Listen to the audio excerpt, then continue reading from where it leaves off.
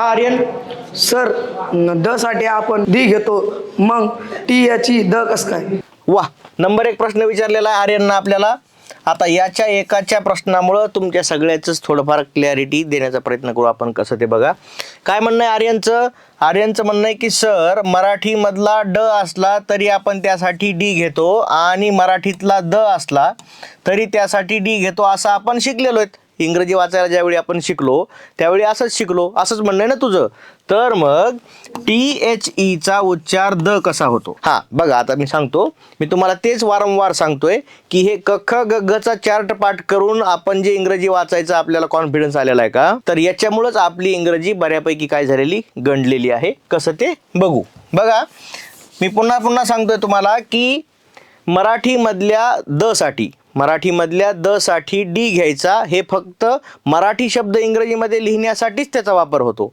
अन्यथा इंग्रजीमध्ये असा एकही शब्द नाही ज्याच्या स्पेलिंगमध्ये डी आहे आणि त्याचा उच्चार द सारखा होतो. आलं का लक्षामध्ये? म्हणजे एखाद्या पोराचं नाव दिनेश असलं तर त्याची स्पेलिंग लिहिण्यासाठी आपण डीचा वापर करू शकतो, परंतु एखादा असा इंग्रजीमध्ये शब्द नाही की ज्याच्या स्पेलिंगमध्ये डी असून त्याचा उच्चार द होतो. मग द चा उच्चार होण्यासाठी कोणती स्पेलिंग असते? तर THE द. बरोबर आहे का नाही? आता बघा, याच्यावरूनच आणखी बघू. THE the, THEY they, THEM them. बरोबर आहे का नाही? याचा अर्थ काय?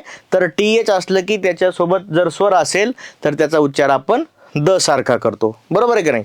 आता ह्याच्यात आणखी एक थोडं डीपमध्ये जाऊ आपण.